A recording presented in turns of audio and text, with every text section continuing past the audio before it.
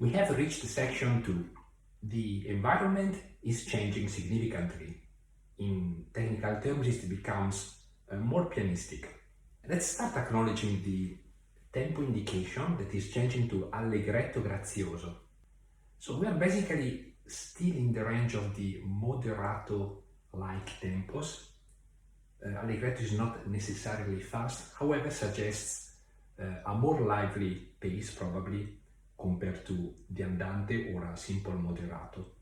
And Brahms further qualifies it with grazioso, that can be translated, I guess, in lovely or delicate.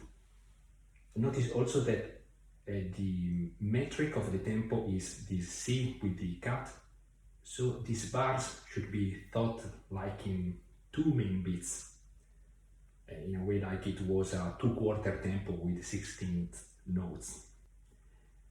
And then let's see also that Brahms is writing here molto piano and dolce sempre, so always sweet and soft. And if you quickly review this page, there are very few dynamic indications here and there. That to me doesn't mean that we have to think in flat terms, this piano, but however probably to be discreet in what we are doing in terms of expressivity. Okay, let's go now to some practical steps to prepare our performance. So at first, I think we have always to keep in mind that even when we have to play piano, playing at the piano means to perform an action in a three-dimensional space. So there must be always some sort of generosity in our movements. It is not a piano something that happens in a flat space, in a narrow thing, and we have to think about it typically in very narrow, flat and contained terms. There might be specific points in some piece of music in which there is this need, but not in general. So here I think the first thing is to acquire a solid sense of confidence with these notes in three-dimensional terms, activating in full our playing mechanism. And so we start with a non-legato and with some assertiveness, playing each note reaching the bottom of the keys.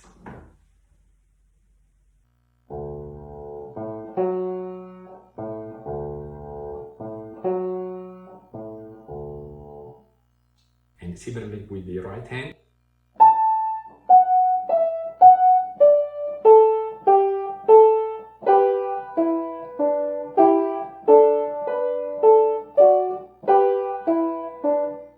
And by the way, if you didn't warm up as I didn't this morning, this is also a good step to, wake up the reactivity of the fingers and the cooperation of your playing mechanism. So a non-legato with an assertive touch on the keys.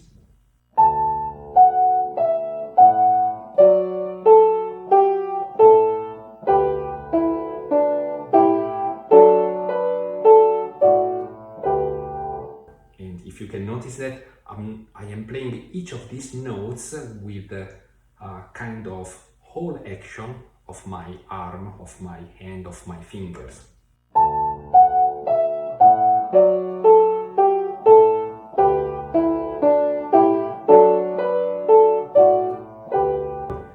And now let's move to work on the continuity, so we switch perhaps progressively to a more legato line.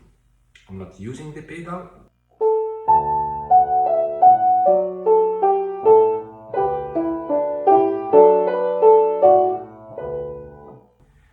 And by the way, I am playing with the soft pedal that basically I like with this piano, with this room to keep for the entire section 2, except perhaps a moment I will mention about it later.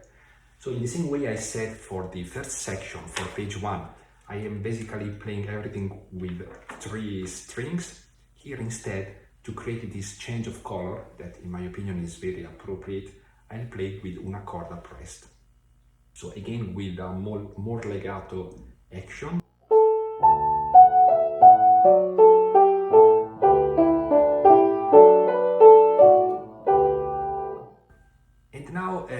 work on the piano and dolce and grazioso remarks. Here is now time to reduce the number of actual, leaning actions at the bottom of the keys. If we want to play a tempo, especially with a leggero, grazioso character, we cannot think to reach the key bottom at any of the notes that we are playing here. And so our work is to feel, to explore where we can find musically and technical good leaning notes that are important to maintain in us a sense of control, of confidence in the line. And instead, there will be other notes, I would say the majority, where we don't care anymore to reach the bottom of the key. Actually, I feel we have to work not to reach the bottom of the key always, although obtaining a nice round sound.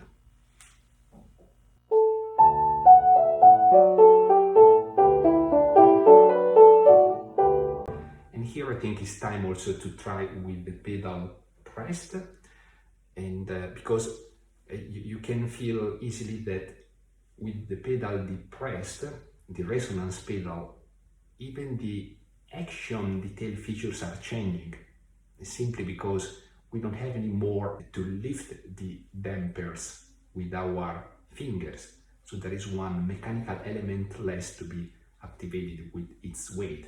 It's the pedal that lifts the damper. So this changes if you pay attention, your feeling in working on the keys.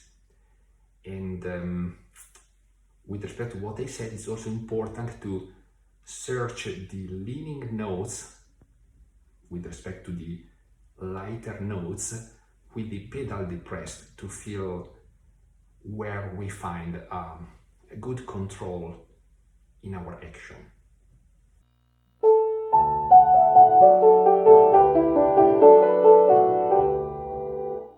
Once again.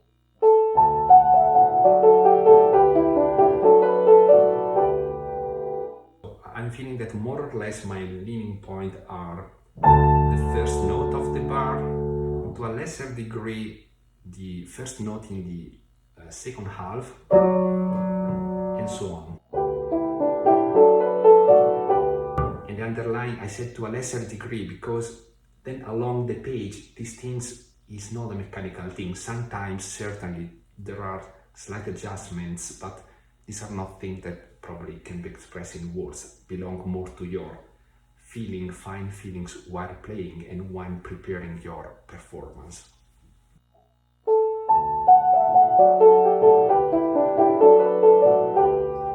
Let's keep going. So the left hand is playing nearly everywhere this pattern, so probably if we work sufficiently in the first two bars we are kind of done with that. So right hand, again first non-legato,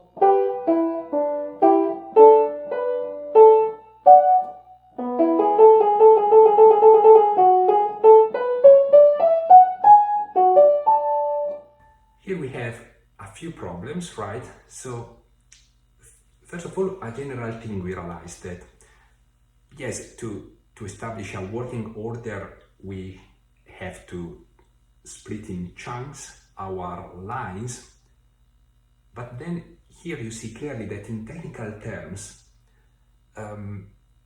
we might find the most complicated technical issues not in correspondence of the chunk development, but perhaps in transition points that might be in the middle of the chunk or perhaps at the end. And here is the case. We have a fairly problematic thing to do with the right hand here. We are going far with weak fingers here, and then we have to jump here with the arpeggio and the three.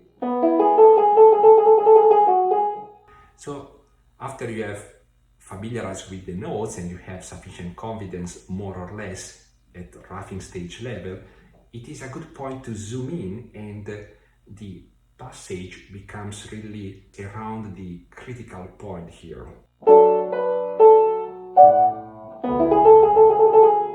So we realize that we have to develop a bit of dexterity to, after reaching those far notes here,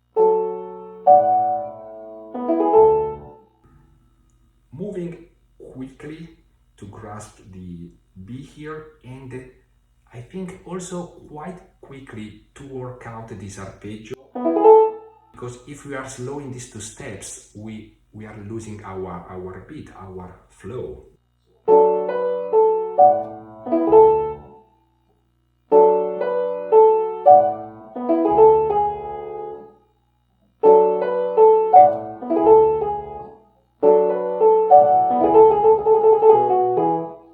Here I think is the pedal that has to take in charge to hold the lower notes, otherwise the trill becomes really, how to say, naughty to perform.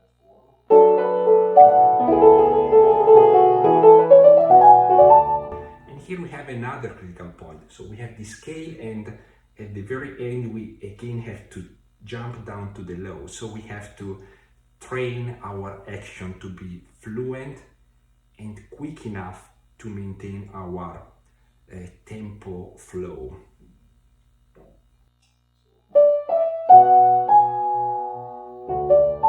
Somehow when I play this G sharp, it's time in a relaxed and fluent way to approach that low F sharp.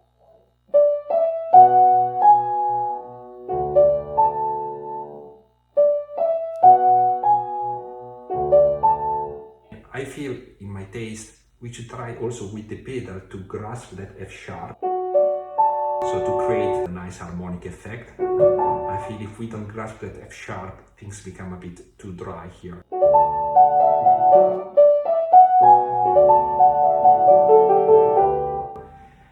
And well, in case you didn't practice your scale since a long time, as probably is my case, so here the scale is a good opportunity to review what I believe is the right way to practice scales. That is,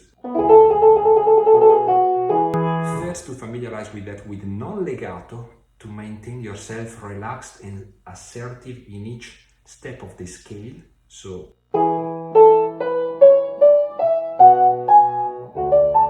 and if you are noticing, my action is going down with the fingers are not doing unnecessary and I think detrimental actions like going up before hitting the notes.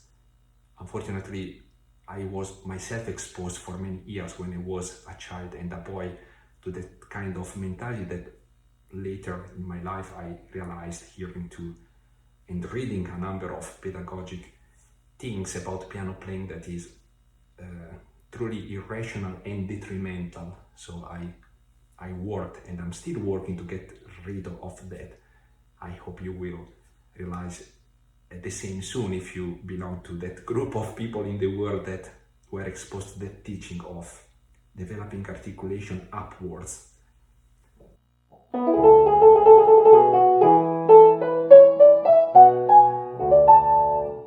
Now we switch to legato.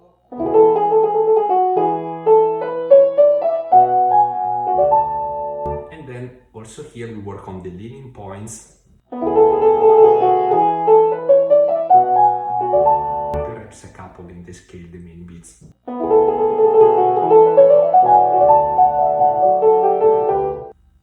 Okay, the concepts I think have been introduced to work out our performance for the entire section here.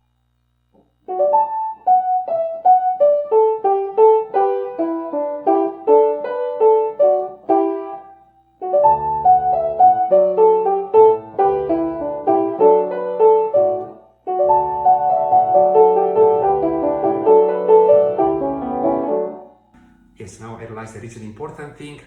Don't underestimate the importance of your bass. So it looks simple, but we have to find that delicate balance between a nice full sound, because this cradling effect I believe is very beautiful and must be perceivable, but of course without exceeding in the energy and becoming heavy in the mood of the situation. So also here, spend some time in first develop a three-dimensional, how to say, presence in your action, then switching to a more legato performance, and then finding that delicate balance in searching leaning points and transitioned notes, the A, of course, that must be present, audible, but not solid as the bass must be.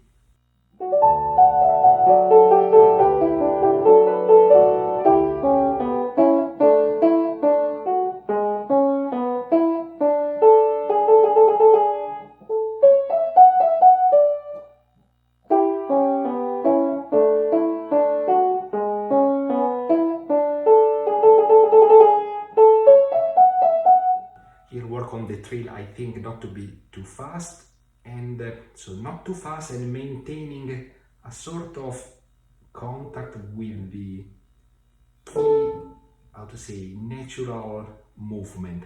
I feel we shouldn't in a way lose the contact with the key, so to maintain this trill delicate and sweet as it should be.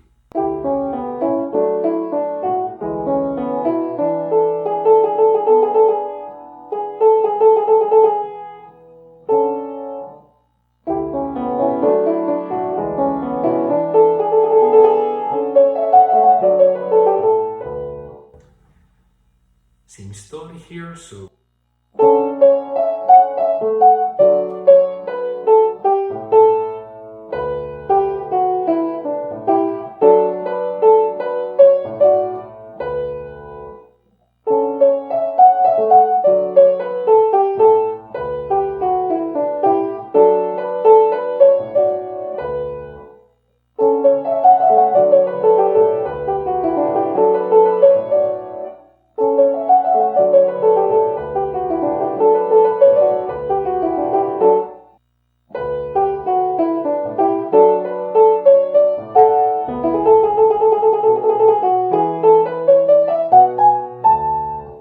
here we see a passage that is relative to what we found at between bar 3 and 4, so could be a good idea to study them, I think, jointly once you have developed a bit of confidence with bars 3 and 4, then to jump here to see what slight differences in our action we have to accomplish to perform a similar step but with some difference.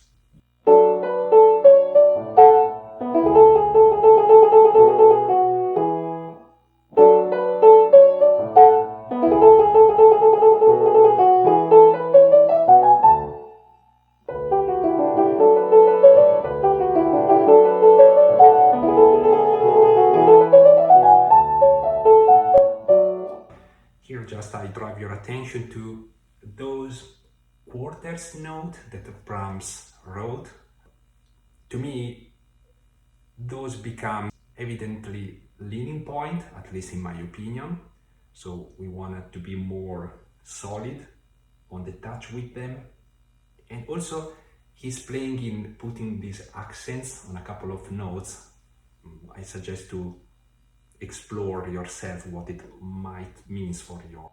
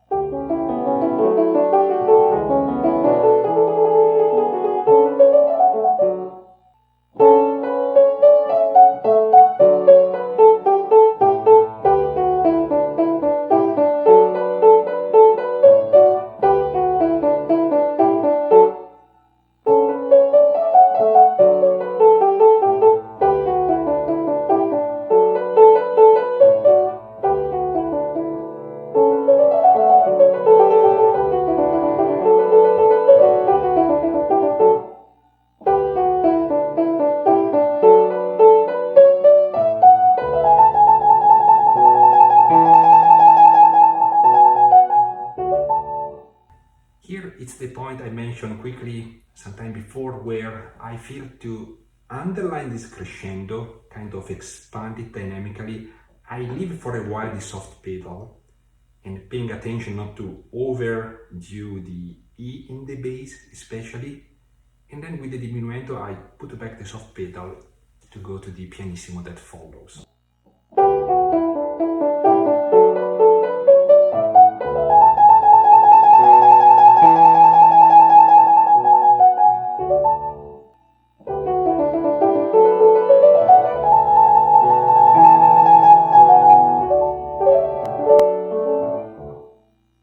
Here where is one of the most difficult points, I think, in the piece. So the first thing I feel we could do is to play just the leading notes. This is already in a way challenging, right? Because you have a number of notes that are far away from each other played with the pinky. First, let's play them assertively.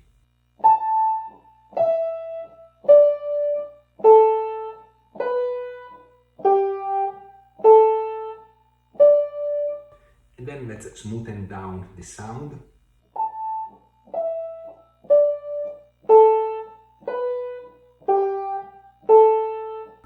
With the left hand.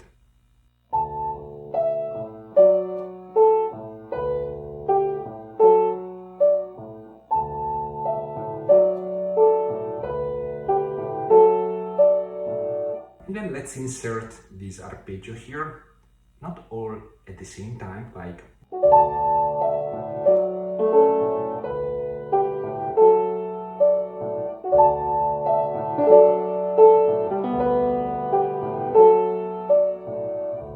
notice all these arpeggios I think are clearly taken like 1, 2 or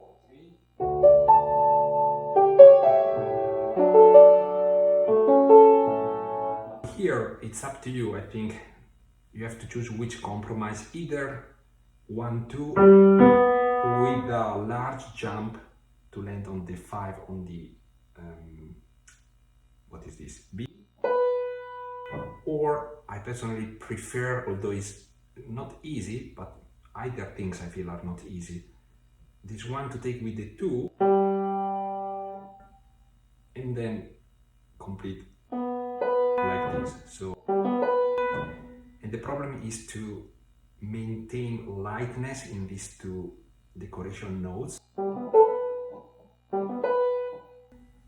But even this I think is a problem to work on, and I feel a bit more comfortable this solution, although requires a bit of work. So as I said, this is very difficult. So again, zoom in where the problem is. I mean, if we hear a problem here, probably we don't have to start working here, right? So if there is a problem here, we focus on these two steps.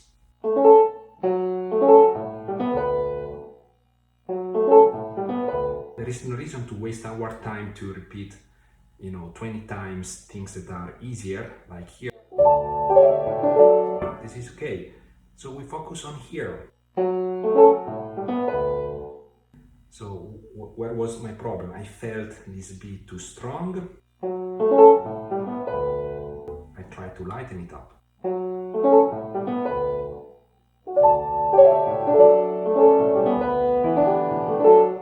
Another problem is here. It's rather difficult, for me at least. Far away E, and then a 4, 5. So it requires a bit of time.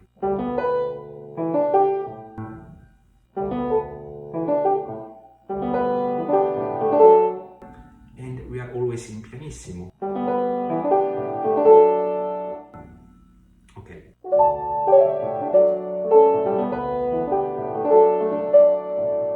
Here another problem. You see a very stretched arpeggio that will appear again soon after when we go here.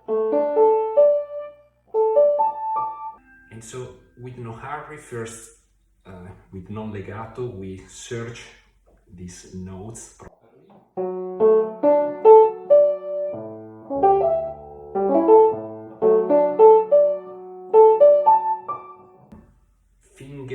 action is very, very limited, nearly absent. It's more the forearm with the rotation and with the driving coming from the elbow, hence from the upper arm, that is providing a very present action to grasp these notes.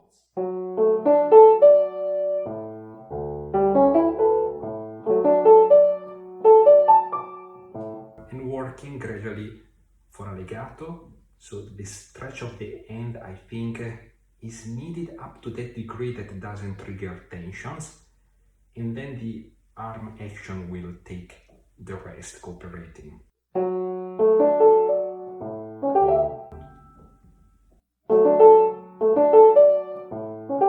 And remember, your aim is the upper note.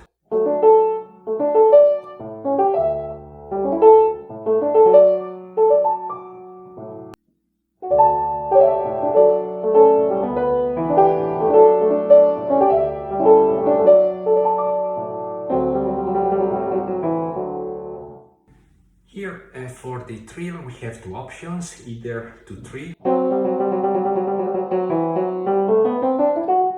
or to one,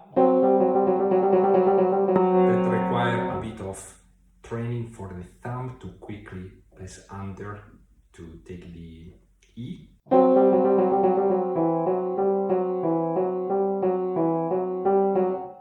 I said the thumb, but actually is the entire arm that supports the thumb in its action.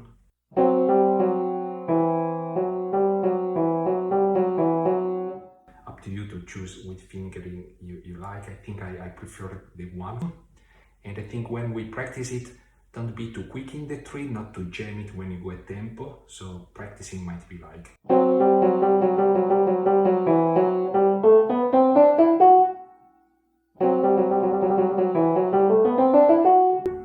And again, the scale here, so let's practice it with a good way of studying scale. Assertive, non-legato arm action on each note. And then legato, always with the arm active. And the finger grasping, right, going down.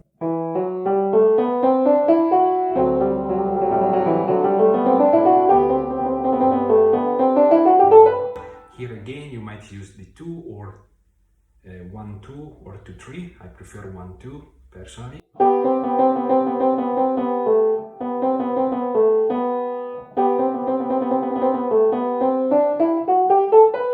And trying to hold this G as possible, because there is a nice game right here with those long notes.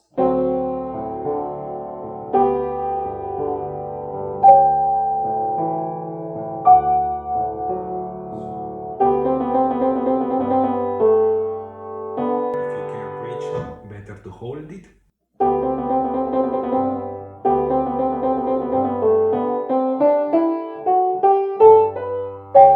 Basically, I leave it, I believe, when I reach the G in the scale. So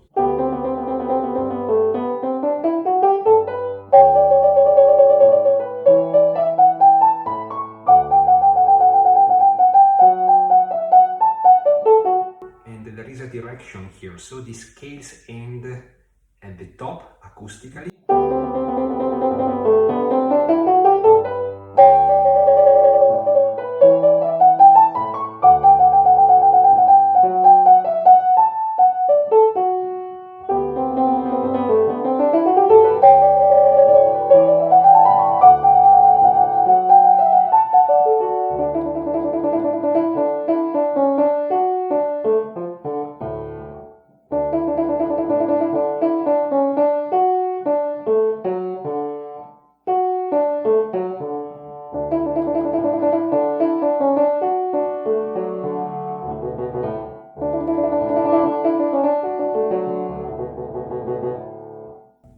Our mental counting now has to switch from the C with the cut, so 2 beats per bar, to a ternary rhythm in 6/4.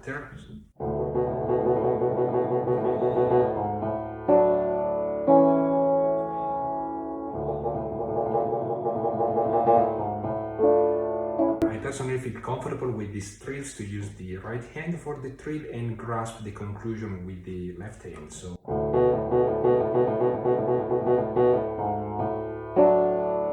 if you like, you can use the finger replacement in the trill, something that I don't feel much comfortable in doing, like I prefer 1-3 actually.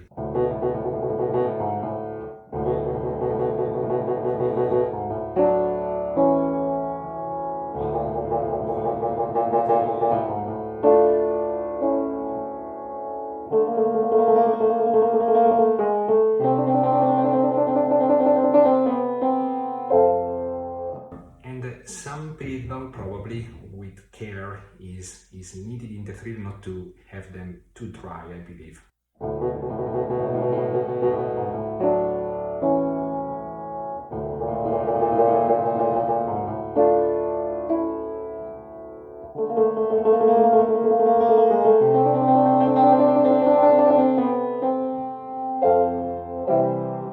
And we go back to the piano and to the texture that we had in section 1. You will notice here some difference in the expressive marks, right? We have this crescendo and the second bars of the ripresa with the tempo primo. So consider that in your studying. There is some notes added with respect to the same line that we had at the beginning of the piece. And so I wouldn't spend more time here because we said already how to face this kind of writing. I would just highlight that we have a più espressivo after 4 bars here, and notice this conclusion here.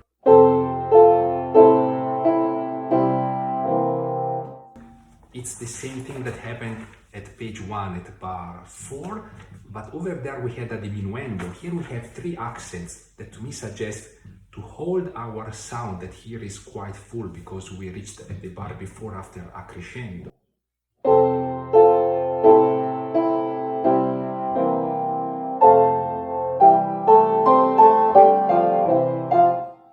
To me, più espressivo doesn't mean più piano. So we arrived here with a full sound. I think we have to maintain a full sound with expressivity, right? So searching our way to make it fluent and musical.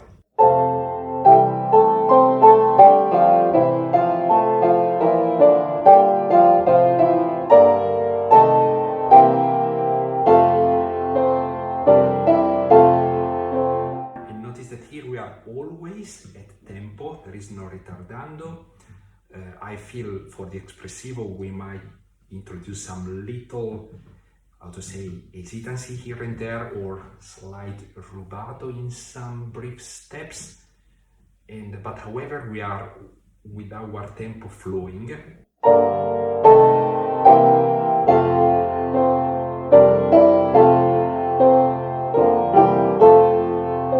Here we start with the ritardando.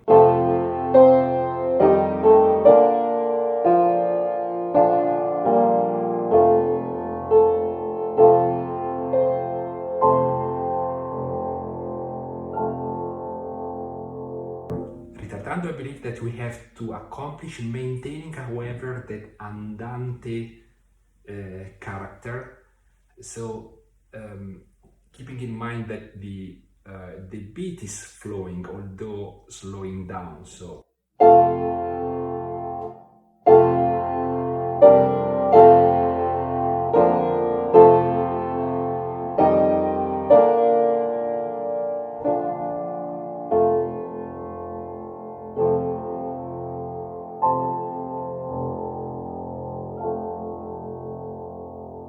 feel the soft pedal at the very end, perhaps starting with the low F, is helping to extend the diminuendo.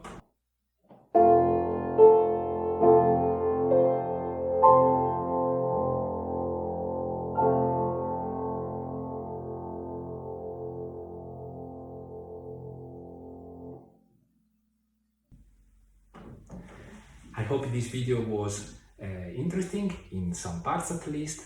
and this is a beautiful piece, so I wish you to enjoy that while studying, and to see you again in my next presentation.